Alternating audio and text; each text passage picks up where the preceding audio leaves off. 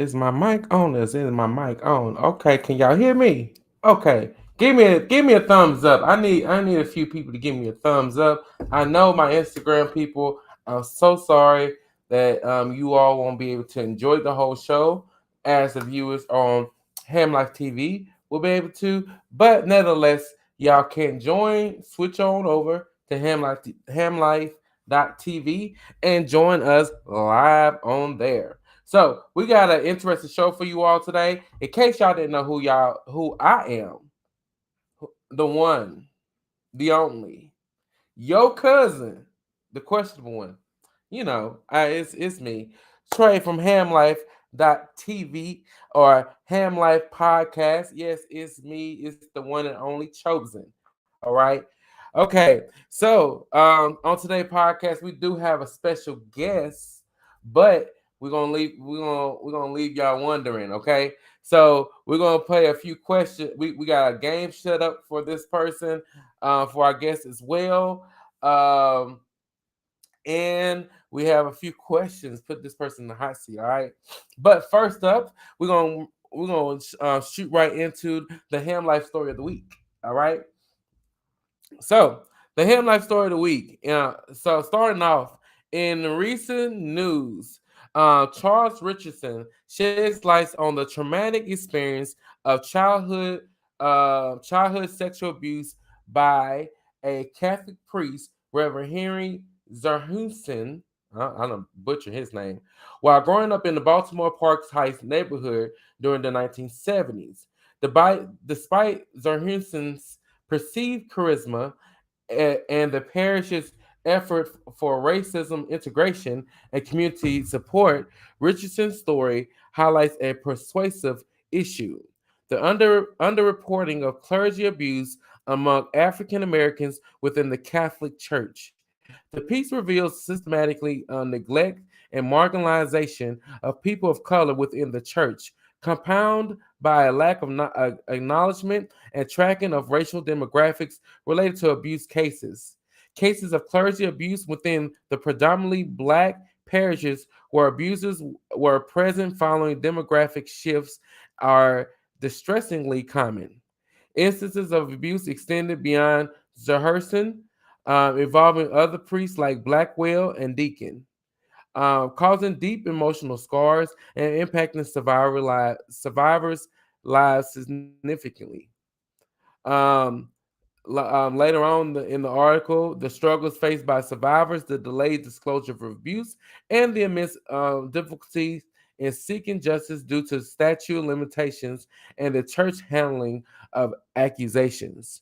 The aftermath includes attempts of legal resources, the bankruptcy of the archdiocese, affecting settlements, and the broader societal impact on the survivors' mental health, relationships, and sense of belonging.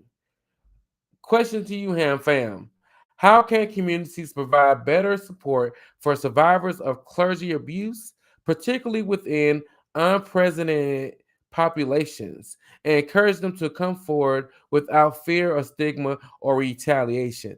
I think that we should start um, fostering a or facilitating a better handle on people that are victim to sexual assault or rape, so that they feel comfortable coming forward without being victimized or without feeling that their business is all over the street and them not knowing the or feeling like left out or feeling like displaced, because in some instances those are embarrassing moments, and they may not feel comfortable um disclosing all the information or having all the information to the public on the street for everyone to know. But nevertheless, y'all let me know what y'all feel, how y'all feel. If you do decide to make this comment on Instagram, then tag us in it at Ham Life Love. All right. So next up, in a troubling incident in Swanee Mission East High School, a 15-year-old black student, Brianna Brown, faced a violent altercation with a white male student. The confrontation escalated after Brown confronted the male student for derogatory remarks. The situation quickly turned physical, resulting in both students exchanging punches and leaving Brown with a broken nose. Captured on videos, the altercation issued after Brown challenged the student for his disrespectful comments, leading to a brief but intense fight lasting around 20 seconds. The incident ended when adults intervened. The aggressor, unnamed due to being a minor, faced legal repercussions, charged with aggravated battery, with his first court appearance scheduled for this Tuesday, December 6th. Brown expressly regret over the fight and her subsequent suspension highlighted her decision to stand up for herself in the heat of the moment. The circumstances leading to the altercation remain unclear. The school district refrained from commenting on the incident, emphasizing their commitment to a safe and inclusive environment. This incident sparked a student led walkout advocating for the protection of Black women and students of color. Brown's mother, Lanika, expressed her heartbreak and frustration over her daughter's ordeal. The distressing event raises critical questions about racial tension, school safety, and response to such incidents. Question to you all: how can schools better address and prevent racially charged altercations? And what measures should educational institutions take to foster a more inclusive and supportive environment for all students? So, um, yeah, I agree. Some people is having conflicting. Some people is feeling more like Malcolm X and saying that if it was a male Black student around, then he should have jumped in and beat the little white boy up. I can't I can't confirm or deny how I feel about that. I won't say that I completely agree with violence,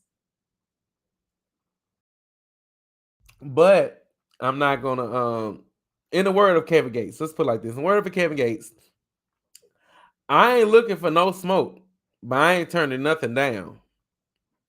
So if I was there, that'd be a different story and up for a different time, a different day.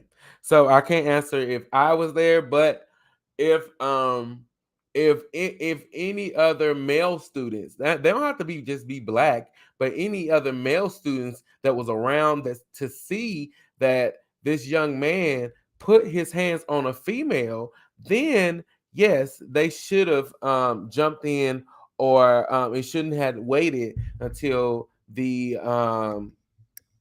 staff or faculty of the school to join the to break up the fight. So I just disagree on that point. But hey, y'all let me know what y'all think about the situation, because I could be just old fashioned. Okay. All right, y'all let me know what y'all think. All right.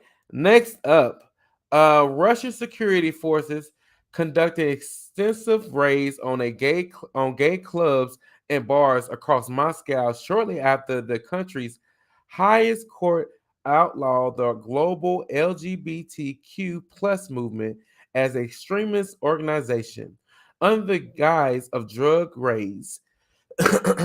Police searched various venues in the capital, scrutinizing club goers, documents, and photographing them. Managers reportedly had advance notice to alert patrons before the police arrived. These crackdowns followed the Supreme Court's decision responding to a lawsuit by the Justice Ministry labeling the LGBTQ plus movement as extremists. This movement aligns with a prolonged suppression of LGBTQ plus rights during Vladimir Putin's presidency, emphasizing traditional family values over 24 years in power. The lawsuit targeted an informal movement, raising concerns that authorities could target individuals or groups deemed affiliated. Several LGBTQ plus venues, like St. Petersburg's Central Station, closed post ruling to comply with the law. Human rights lawyer Max, we're just gonna call you Max O, highlighted how the ruling effectively prohibits organized efforts to defend LGBTQ plus rights.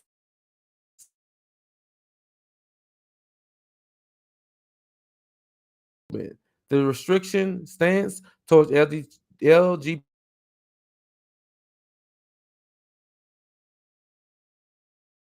barring public support for non-traditional sexual relations among minors.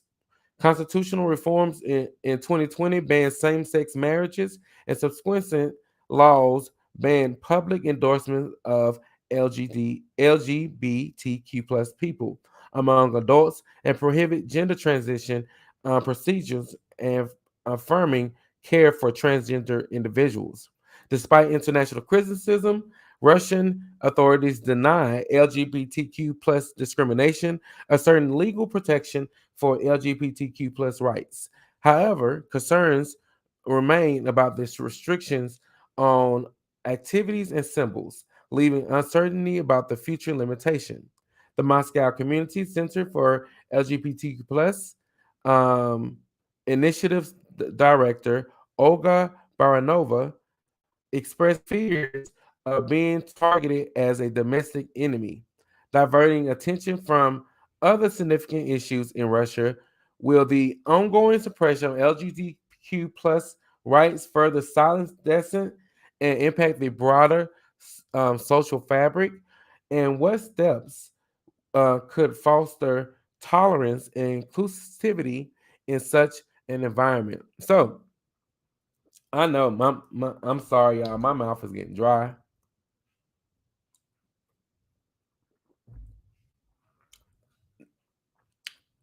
Reading a lot kind of makes your mouth dry. Okay, so if anybody ever read out in public in school, like read in school, you've been called on and say, okay, hey, read page one. By the time you get through reading page one or reading whatever they ask you to read, sometimes your mouth be dry as shit. Y'all don't be catching that. I mean, give me a hand wave or something. Like somebody feel me. Okay. Just checking. All right. So, yes, we still got this guest coming out. He is on standby. He said he's ready. He's ready. But we gotta go to our next segment first. Okay. It's called hip hop and reality. So I don't know if y'all remember Tierra Marie or if y'all remember Carrie Hilson, but these are hot artists that was known in the early 2000s. Okay, so Tierra Marie is fed up with Carrie Hilson's alleged behind the back talk and confront the issues head on, vowing to go from passive to aggressive. The beef escalated after Carrie shared an incident where Tierra's presence allegedly exuded negative energy during one of her concerts. Karen emphasizes the importance of mutual support among artists during performances, prompting a fiery response from Tierra. In a comment section, Tierra unleashed a heated thread expressing frustration and a willingness to physically confront Carrie upon their next encounter. This feud seems to be far from a peaceful resolution.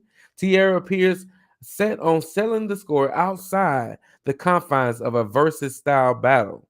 Tank's podcast inadvertently sparked the conflict, potentially positioning him as an unexpected referee if in things ongoing feud. So yeah, I believe Tank should serve as the referee if they do decide to do a boxing match. I do think that I do not condone violence. My bad. Let me backtrack a little bit. I do not condone violence.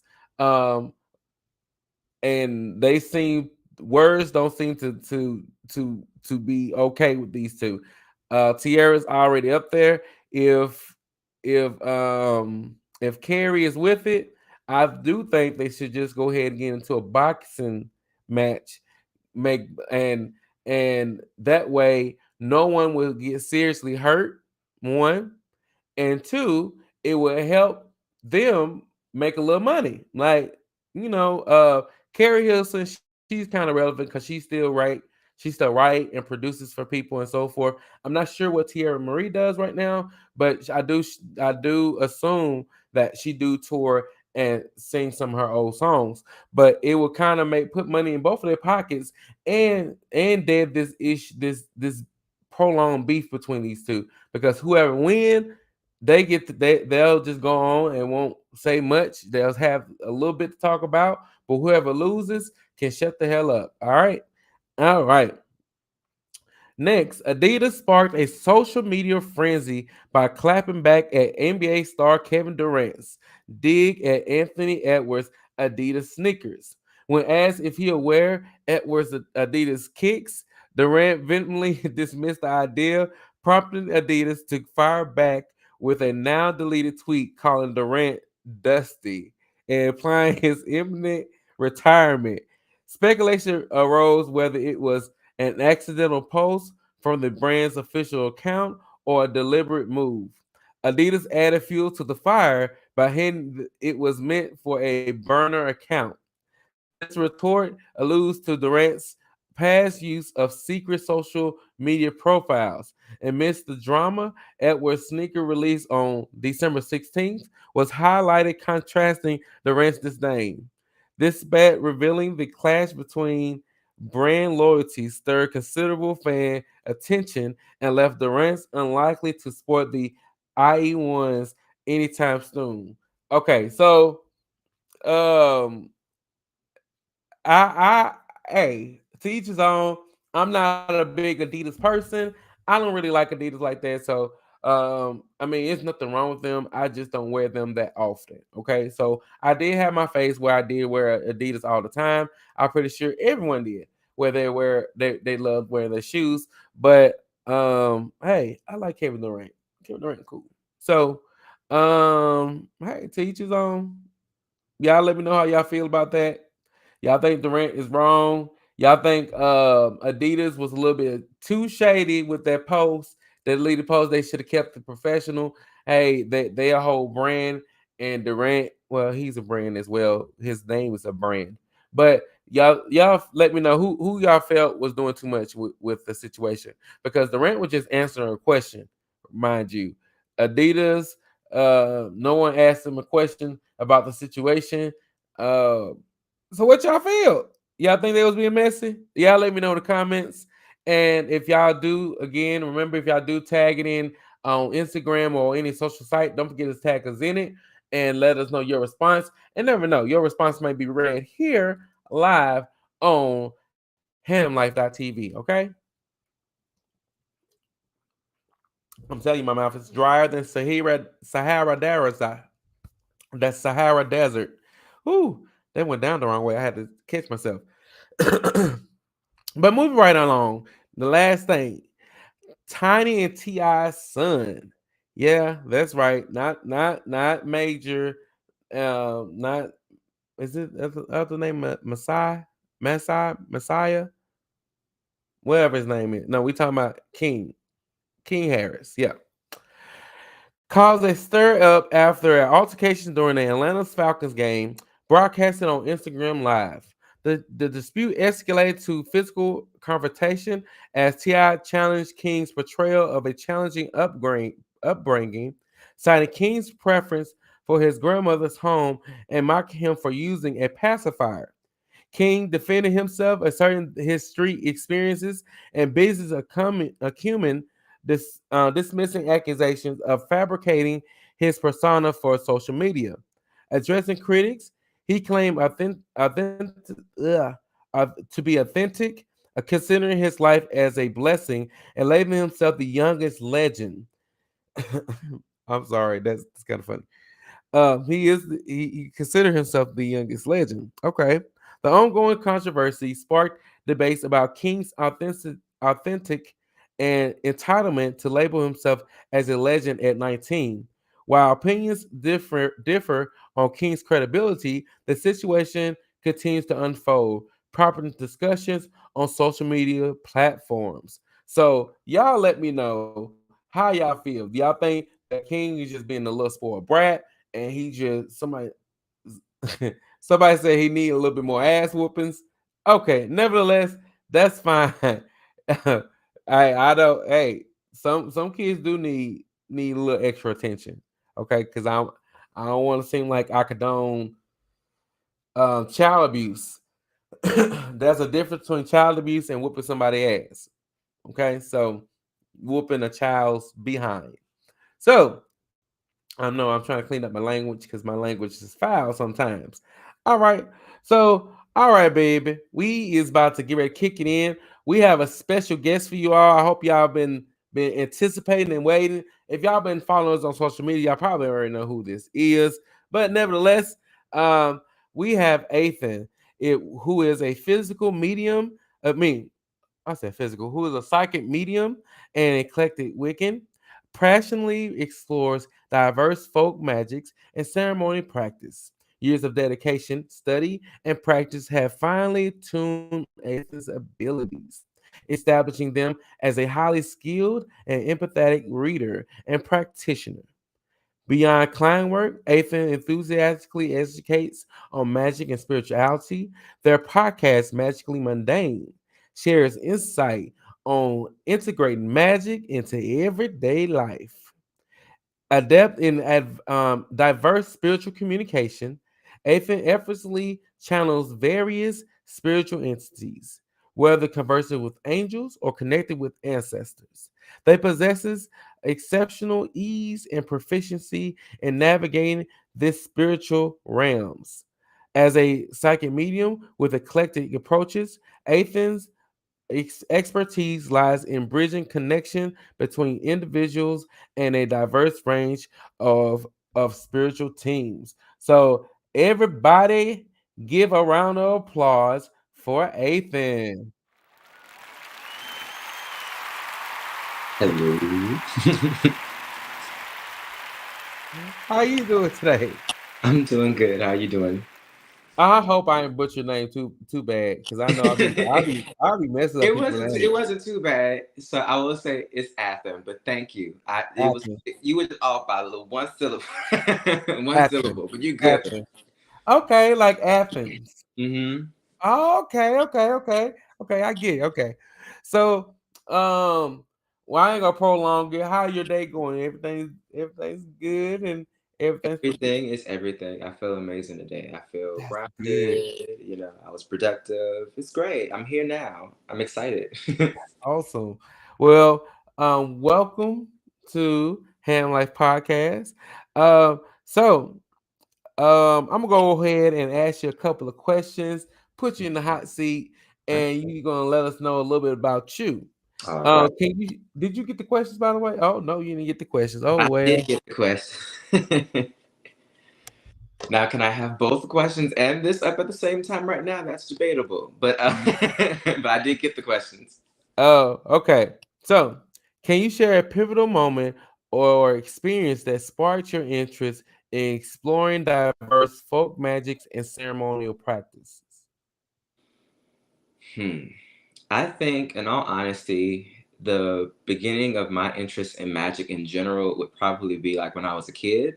Mm-hmm. And like I used to stay at my grandmother's house all the time in the morning, and I used to always catch like Charmed. If you ever seen like Charmed growing up, like that was like a big thing I for used to me. love Charm. I love watching Charm in the morning, and I was always just interested in everything like witches and magic. So like Hocus Pocus, or That's my shit. Okay. even like Scooby Doo had like their little witches on, like called the Hex Girls. So I think magic Yeah. for me has always been a part of my life. Mm-hmm. I don't think I got like serious until like my 20s. I would probably say because I had a lot of religious trauma. So lots of religious trauma. I thought I was going to be a old pastor, but that Yeah. didn't work out. That didn't work out. Ooh, that's a little bit of everybody. I've been down that path as well. Really? Um, yes, I grew up in the Kojic church. So, Oh, not the Kojic church. Eva by shot. Let me set up. You was in there speaking tongues. sung Church of God in Christ. Yes. But like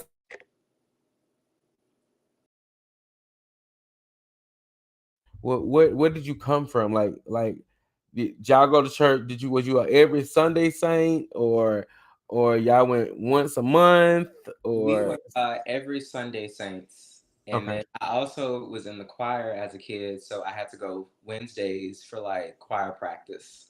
Hmm. Yep. See, you sound lucky because we had to go to church on Sundays, Hmm. Sunday mornings, Sunday evenings. We had Sunday school in the morning, then Sunday service. Then we had to come back for second service in the afternoon. Then we come to church on Tuesday for prayer. We everybody had to come for prayer on Tuesday. Then Wednesday was Bible study. Bible study was on Wednesday. Everybody came for Bible study. I sung in the choir as well, so we had to come to church on Thursday for Bible study, but they had women's prayer on Thursday as well, alternating now. Tuesday, everybody pray. Thursday, just a certain sex pray. But after they prayed, then we had choir rehearsal. Then Friday night in evangelistic hour, we had Friday night. They just preached and preached from Hmm. 7 until 12 a.m. Then Hmm. Saturday was youth church. So that's when the youth got together and we had church. Then we had to get ready for Sunday. You So lived it. Monday was our only day off. You lived at church. You lived it. You might as y'all should just have like little like condos up because it makes no sense to even go home. Like what? They had some good food though. They cooked Oh, after. listen, I know Big Mama was in the kitchen making some good grits, eggs. Yes, Listen, oh, the little slice of cake, the little yellow 7 Up cake. yeah, yeah. Fine. Yeah, they Yes. they threw down. They had greens. They had pig feet, hog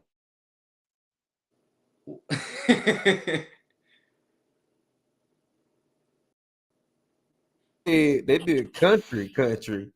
See, That that's some Southern church. Pig feet at church. Leave it to us. man, they Are did we not not supposed play. to eat pork in the Bible? Isn't they say not to eat pork? Okay, yeah, but yeah, that is a scripture over in Galatians that counteracts that. But anyway, how has your journey been transitioning from Christianity to Wiccan practices, and what were some of the biggest challenges or revelations during this shift? So, just to clarify, I'm not a Wiccan. I'm not a Wiccan. Okay, Not a okay. Wiccan. But Well, and you're asking like kind of like how did I transition from like Christianity into like practicing magic? yes. Uh, I would say I kind of did it gradually. I really and truthfully, I used to always like study magic and practice spells and whatnot, living with my grandmother. Mhm. Um, but I wouldn't call them spells at the time. I kind of just like cognitive dissonance was a really big thing for me. So I would kind of like tell myself this is not what I'm doing because I'm quote unquote Christian. So I'm not practicing spells. This is just all for play, you know? So I kind of would tell Yeah. myself I'm not really doing this. I would say when I transitioned into it in my 20s, when I kind of like finally got over like, I guess like that trauma and that fear of like hell. And I kind of became comfortable in my own skin. And I think once I kind of became comfortable in my own skin, after kind of facing that like religious trauma, I was like, okay, yeah, I'm doing spells. This is magic. This is this is it. This is what it is. God damn it. Once you're in it, you're in it. Yeah, Like yeah. you really don't.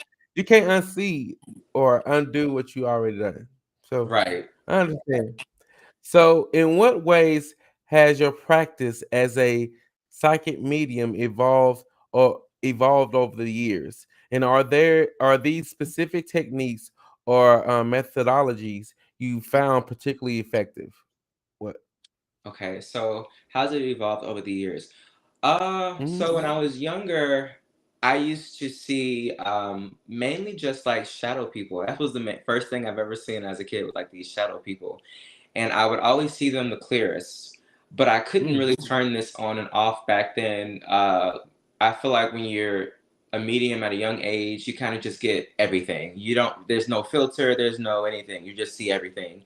So I would say Mm-hmm. shadow people was like the first thing I would kind of like see as a kid, but then like that kind of evolved to me seeing angels. And for most people who kind of experience angels, we kind of usually see them as like these spheres of light. And depending on what color they are, you can tell like what type of angel this is, what their ranking is, and Mm-hmm. whatnot. But back then, I just thought they were just orbs, and I mean, I kind of could tell that they were like angelic and like didn't mean me any harm.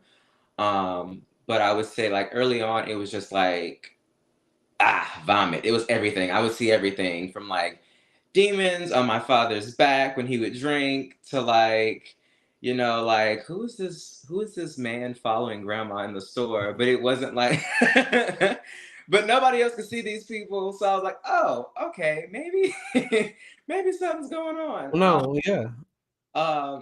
It's kind of evolved over the years into me being in my high school years. I would say it was hard.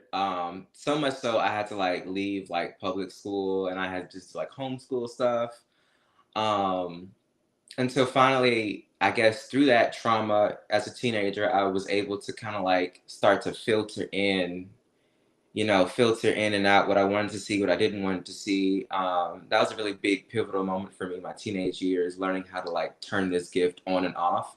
And if not on and off, adjust the volume, Yeah. like adjusting that to where it is now, to where it's like, oh, with meditation, like I would say meditating would be like a method I would feel like has really grounded my practice. It's kind of like solidified my energy field to where like I don't get like the riffraff that used to come through. Like it has to Mm-hmm. be something of like a divine presence or like Yeah. I've learned as a witch to kind of like set intentions on like my home to where like y'all not about to be all up in here. you know. Mm-hmm. I would say I think the magic that I practice has really kind of helped filter out some stuff as well. Okay. Hmm. Awesome. So so you've been practicing for years, and then you turn around and started a podcast. So Hmm. what inspired you to your creation of your podcast, Magically Mundane, Hmm. and how do you hope it impacts your audience?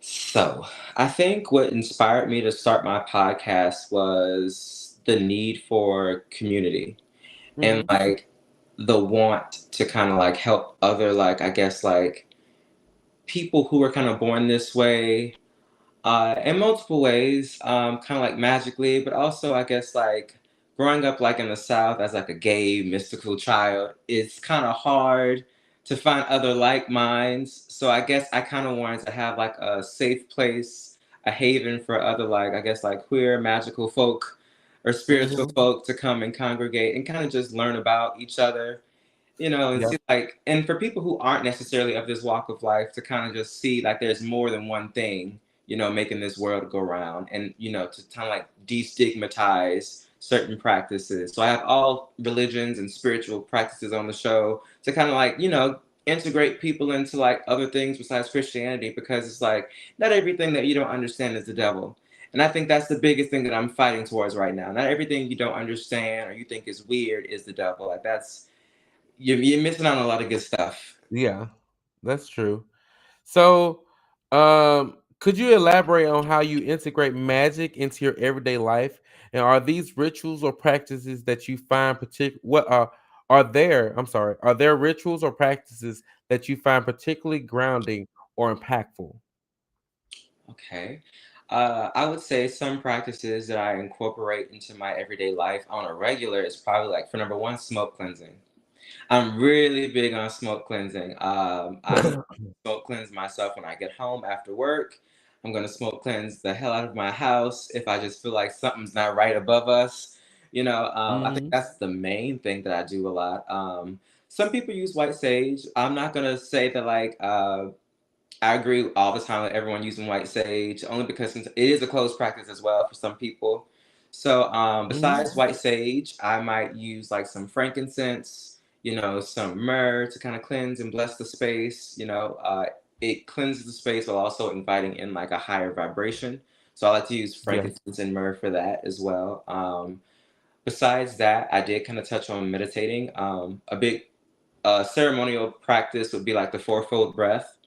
I like to Hmm. do that. It Okay. grounds me.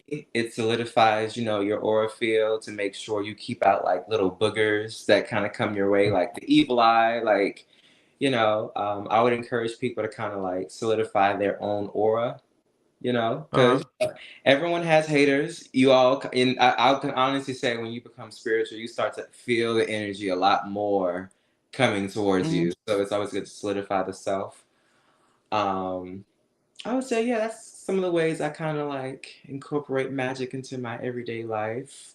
Uh, Okay. those are the main ones, yeah. So, um, not too personal, but have you faced any challenges or resistance from family or friends regarding your spiritual beliefs or practices? And how have you dealt with it? Hmm. I have. Of course. My mother found like this one chaos magic book when I came home to visit for like a Christmas one year. She was like, I know you ain't practicing this. I was like, and I is. I Not was like, everybody is. and I is. She got over the gay thing. She can get over the magic thing. I was like, listen, listen, Linda. I think I kind of just had to face it head on. Because at a certain point, you just kind of just like, listen, I'm gonna be who I'm gonna be. I don't have time to like water down who I am or like suppress myself. Years of suppressing my sexuality, I didn't feel like suppressing like years of like a magical practice as well. You just get tired, and I think I just kind of just face it head on. And after a while, in all honesty, like I find that most people just become desensitized to what you do after a while. They may not agree with it. Like she still doesn't agree with it, but I mean, Yeah, I you know, understand. So, what advice would you give someone struggling to find acceptance for their spiritual path amongst their loved ones? I would tell them don't strive for acceptance. I would tell Mm. them you don't Mm. have to be accepted. You don't have to be tolerated.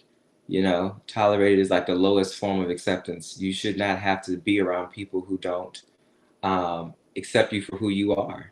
I would say if you can't force them to change their way of thinking. A lot of people are just set in their ways. That's just what it is.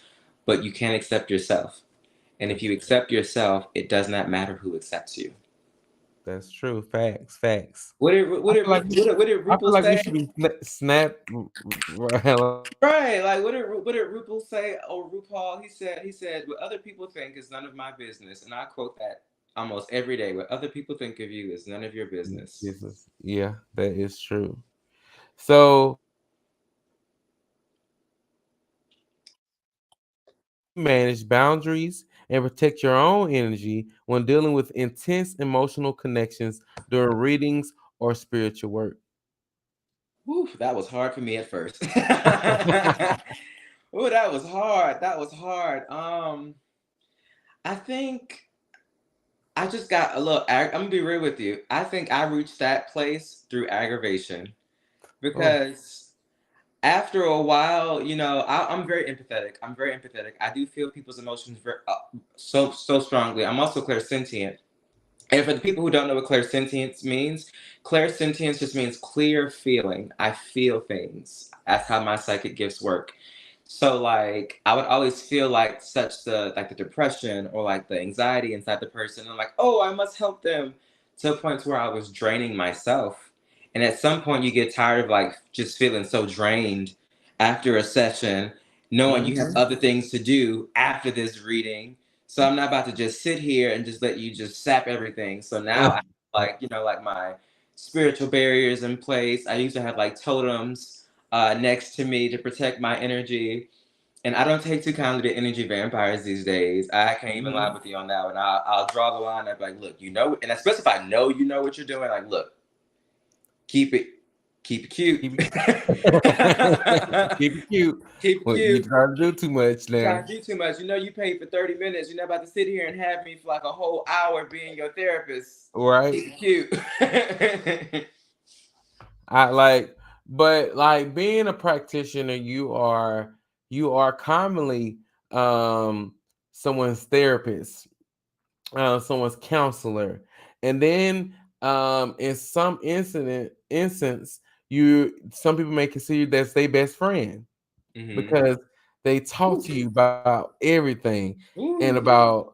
about everything. So how do you draw the line and with that, like especially when like people starting to get a little bit too attached, like, hey, I don't mind paying you and so forth, but can we hang out? Or Uh, that to be honest with you, I kind of just like have to be. I say it kind of without saying it bluntly for myself. That's how I do it. If I do get to the point of saying it bluntly, I think it's because like it's just been like pushed too much. But like there's someone right now, and I was just like, okay, like oh yeah, we besties now, we locked in. I was just like, who said that? Who said that? You said that? I didn't say. I didn't say that. yeah, they caught my mouth. Yeah, they come out of my mouth, and I speak to myself. I'm crazy. I speak to myself. I'd be like, "You said that? I ain't say shit. I ain't say. I didn't say that." I think what I do, in all honesty, when facing those type of challenges, is I reiterate like, "Hey, this is a service." And I feel like it's a good service if I made you feel this comfortable with me.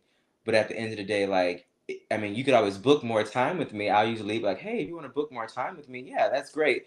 Just and they usually catch on when I say you can like, oh hey, yeah, we can always, book some more time together and we can, shoot it up. But you're not about to just Yeah, keep like, pulling on me to come and because I feel like a lot of people and they know this, they'll befriend spiritual people, and I'm pretty sure you've had this. Like they'll befriend us for our gifts, to where it's like they'll mhm. always hit you up periodically to be like, "Hey, Okay. friend, do you see anything in my aura right now?" I'm like, "Dad, I'm not about to. I see that I'm not about to Yeah, with this right now." can you tell me if this gonna work out if I do this? Yeah, like sure, if You you book a session, yeah. and it's not. And So just disclaimer, just so people understand this. There's times where I've read people for free.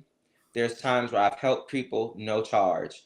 mhm, But I can honestly say it becomes an uneven exchange of balance of energetic currency when people just keep draining you of your resources and not pouring anything back into into my you. cup. Like some people will ask me for all of this and I give it to them for free and they can't even like or share my page. Mhm. Like I need to get some type of energetic exchange back to this is where you become a martyr. And I didn't come here to be a martyr. I'm not Jesus. But I got bills. He may have part. a home over there, but listen, I got a home in Stone Mountain. I gotta pay these bills. I That got part. Yeah. These bills don't run off of faith. not bread and water alone. We don't live Oh, off so no. so yeah, I understand that. So have you faced any personal struggles or challenges within the dating scene due to your spiritual beliefs or practices? And how do you navigate this aspect of your life? Dang. How? Oof. Oh, good question. One moment. Let me do a little.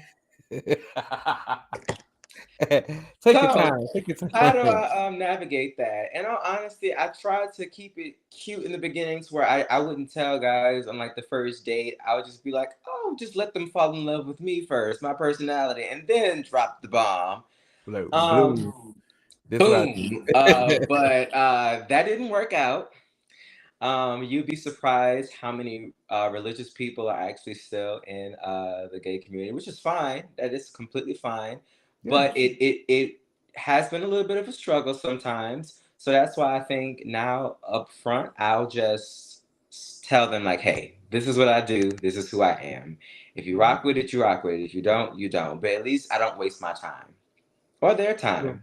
So I just kind of just like keep it 100, keep it transparent, and just keep it moving along. That's the only way I can kind of balance that out because not everyone is okay with me going to an altar and lighting a candle. They think I'm about to summon the devil into the room.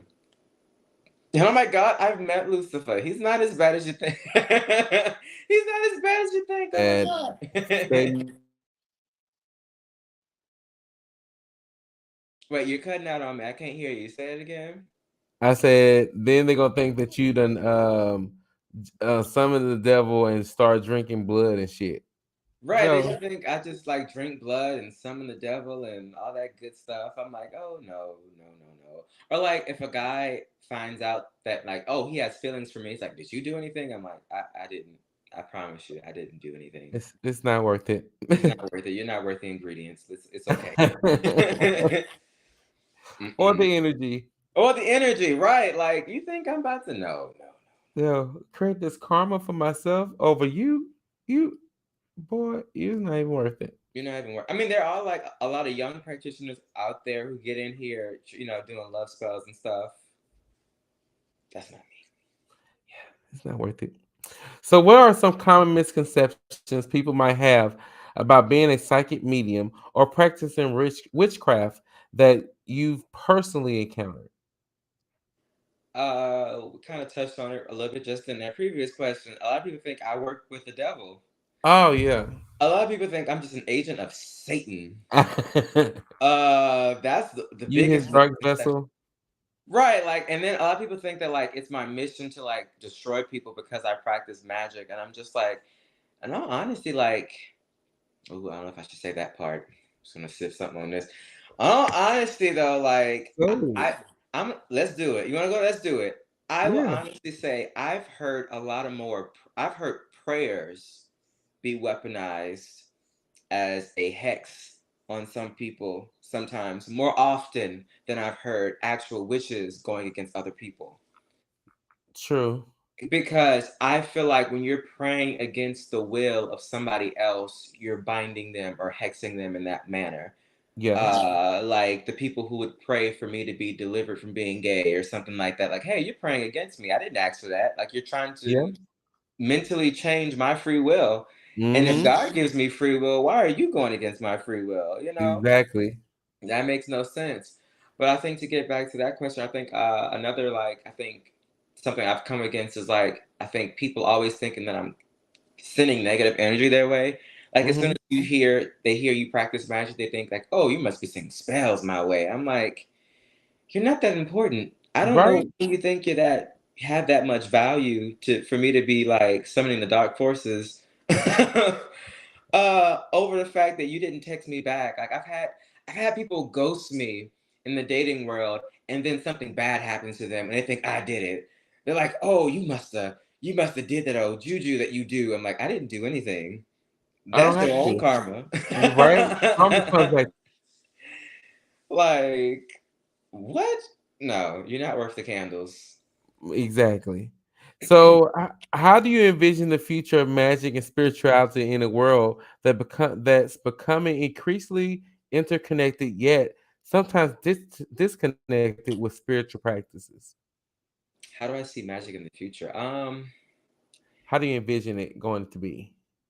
I envision it going to be common again, like it was in the old times. I think it's going to be very common for everyone. I see that a lot now, to where like I'll even see like certain like my Christian friends, smoke cleansing their homes and setting intentions over like their morning coffee or things of that nature. Like I don't know if you've seen this trend, but a lot of people are like blowing cinnamon into like their front door at the beginning of the month. So it's like I already think it's kind of happening. Like I think it's going to be like more ingrained into us to where it's like you're gonna have like a little bit of everyone practicing magic, and we're Yeah. gonna be okay with using that word. Hmm. I think it's gonna be really integrated. I'm excited to see it. In all honesty, really excited to see it. Yes, I'm open. I can't wait to see the change because I know a big change is going to come, and I can't wait to see what it's going to be. I'm at the edge of my seat, like at the moment. Right, because it's kind of like if you practice magic, you kind of know that like it when you reach out to magic, it also reaches back out to you, and I feel like it changes you. It gives you like this clear sight of like who you are and like the shadows you have to work within yourself. Like a lot of people think it's just like potions and hexes and curses, but like it's also kind of like learning who you are and like facing your own demons and growing up. Like Mhm. magic will mature you a lot faster than what you think it will. Yeah. Magic You matures you. speaking of, have there been moments where you encounter skepticism or disbelief in your own abilities, and how do you handle such situations? Yes. Uh I think I handle those situations by like taking a step back and like just kind of looking at it as I don't always have to see the physical manifestation of magic in front of me. Mhm. And I think by not putting that expectation on myself or like on the universe, I think it's kind of made me be more at peace, if that makes sense. Because kind of like, Mhm. like every spell you do is not going to work. That's true. Everyone always talks about like, especially I hate these big personalities. They get online, they're like, my spells don't miss. My spells don't miss. Or I'm the grand poobah. I see everything. Like, we don't see everything. Shit happens to psychics. Mhm. We can't foresee everything. If we could, we wouldn't be here. We wouldn't be on the earth. We came here to learn, just like everybody else. So I That's think true. having a healthy balance of the mundane with the magic, it helps you kind of keep your expectations realistic. Now, have I seen some shit that like I'm like, okay, this is like awesome TV type shit, like what's happening right now? Yes. But have I also been like, oh, this ain't really do shit? I think it's really just like being honest with yourself, being honest with Mhm. yourself so you don't go into like a type of spiritual psychosis. Because I think that's really prevalent to like where you'll see people who like they're just saying outrageous things like if you can jump off this building if you have faith you can fly. I'm like that's where you do that. I ain't doing all Doing all that. You that. fool me. So, as someone deeply connected to spiritual entities, such as your angels and your ancestors, how Hmm. do you define your relationship with them? Is it a two-way interaction or more of a conduit for their messages? Hmm. This is a good question. How does this so I'll say this. I'll say for I could break it down based off of categories, right? Okay. So you have gods. A lot of people think that working with gods or deities, they require so much of you. And although like it depends on which gods you're working with, because I can't lie, some deities are more demanding than others. Mm-hmm. When I was working with like the Hebrew guy, like he was a little bit more on the demanding side. He was more he was Yeah. more of like, hey, I need this now. Like I need this much time. He would always wake me up around like 3 a.m. to do something or to pray more or yeah, that was a whole other part of my life. Whereas now, for instance, I work with the Egyptian gods, and one of the goddesses that I work with, her name is Hathor. Mm-hmm. Or if you could use her other name, Het Haru. I work with her, and she's been such an easygoing spirit to work with. Like she dances with me, she laughs with me, she comforts me, and it's not like I feel like I have to do something in order to maintain this connection. I do it out of gratitude, but it's not like I have to just always be praying to her for her to be with me. So that's one way I would say it works out. As far as like ancestors and what they kind of like need. Disclaimer: this Mm-hmm. will be a hot topic for some people, I guess, like in like I guess like certain communities. But for me, as the gospel according to Sophia, I will say this: for my guys that I work with, they don't really require too much of me. In all honesty, of course, I still like pour like libations for them, or I'll do certain things I knew was their favorite in life. Like my grandfather, he passed away, and his favorite scent was strawberry. So Mm-hmm. I would pour like some strawberry essential oil in like his little incense tray for him because he loves the smell of it. So that's one thing I do with him. And of course, me and him will always be cool because he's my grandfather. He always wanted Yeah. the best for me. I will say for certain connections that are maybe like a little bit further back from you, they may require a little bit more. But again, you as the practitioner have the choice of who you want to work with and how much you are willing to give for certain exchanges. Okay. Okay. Mhm. So, have you encountered moments where your ability as a psychic medium and eclectic witch have been emotionally or mentally taxing? And how do you cope with such situations? Mm. uh, how do I cope with those situations? In all honesty, they'll tell you beforehand, don't go. Don't go. They'll tell you don't go or don't do it. Or like I've had spirit like warn me of a client that I was gonna get that day. Hmm. Like I've had like, okay, they'll give you like a heads up, like, hey, there's gonna be this one person that comes in, they're gonna be about this tall, they're gonna look like this, they're gonna be wearing the color yellow. Keep that in your mind with like a bun in their head. I'm like, okay, cool. That person walks in, they come to the table. Hey, can you give me a reading or whatnot? I just been feeling some stuff on me lately. Oh, baby, bless your heart. I just went to lunch. I just was. Oh, Susan. Oh no, baby. Oh no, baby, I can't help you. Yes.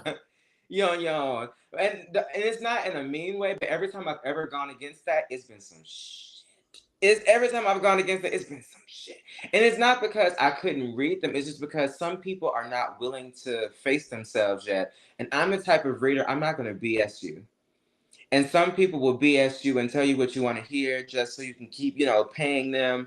But I just ethically, I don't feel right doing that. And I'm not about to just boost your ego at my table. I'm going to be honest with you.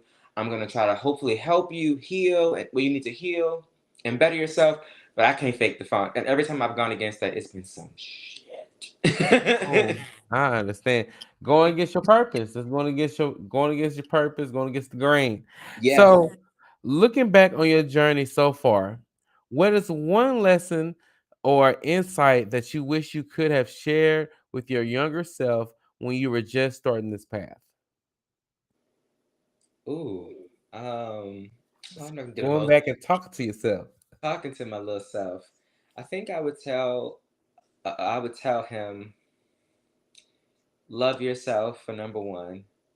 There's nothing wrong with you, although there'll be many people in your life that will tell you there's something wrong with you on so many spectrums, like whether it's, your sexuality, the things that you see, there's nothing wrong with you. I think if I could tell myself anything is to trust it. And when I would say trust it, I would be like, just trust it all. Trust everything that you're feeling inside of yourself. Trust those emotions that you have. Trust the things that you're seeing. And if I just trusted it all, I think I would be so much further by now if I just would have trusted the promptings and trusted the intuition and just trusted who I was. Just trust yourself. And that goes to anyone else listening. Just trust yourself. You know who you are, you know what you are. Don't let anyone or anything in this world define you. Yes. That is so wonderful. So, could you let everyone know how could they reach you to to for your services? Just to speak with you one on one. Sure. Okay, sure. So you would go to the crossroads like a fresh chicken. I'm just chicken. No. Okay, so if you want to book services with Athen, you can go to my Instagram page at magically underscore mundane podcast. Again, that's magically underscore mundane podcast on Instagram or Facebook. You can reach me there and book through that. I do have like my little business cards, but it's not near me at the moment. But you can reach me mainly through Instagram or Facebook at magically underscore mundane podcast. The logo is like purple. I gotta say that because apparently there was somebody else that popped up with that little name, and we're not Okay. them, and they are not us. Yes. So Right, that part. it's a purple logo with like golden specks. You can't miss me. And again, that's magically underscore mundane podcast, and you shall see Athen. You'll see this face. So you can reach me. Okay. All right. So, and tell the people when they can watch Magically Mundane and how can they go about watching it. You can go about watching me on Spotify. You can watch it on Google Podcasts, Apple Music, their podcast platform. You can follow the link tree on my Instagram or Facebook, and it takes you there as well. It's where you can watch the podcast. It airs Wednesdays. I am on Okay. a little hiatus every now and then to getting certain things done. It's hard being a by yourself entrepreneur. It's hard. But Right. we tune in and turn up on Wednesdays at 6 p.m. That's where you can catch me. Okay, okay. So thank you so much for tuning in. Thank you so much to Athen for coming in and speaking with us. I know y'all was anticipating the Sip My Tea Ham Life Story of the Week. If y'all have a story that y'all want to submit, don't hesitate. You can email us at hotassmess.life and we will read it live on here. Don't worry, we do not include no names unless you include some names. Okay. All right. So again, you can tell us your story, and you will get advice fresh from me, the one and only, the chosen. All right. Again, you can email us at hotassmess.life. Thank you so much. Today's podcast was sponsored by Divine Elevation, Spiritual and Life Coaching, Crochet by Cat, KGL Design Studios, Magically Mundane, and the best podcast in the land. Sorry, Magically Mundane, and that's the Ham Life Podcast Show. All right. Thank you so much for our guests for tuning in, and I love you all. Peace and blessings and light to you all. Thank you.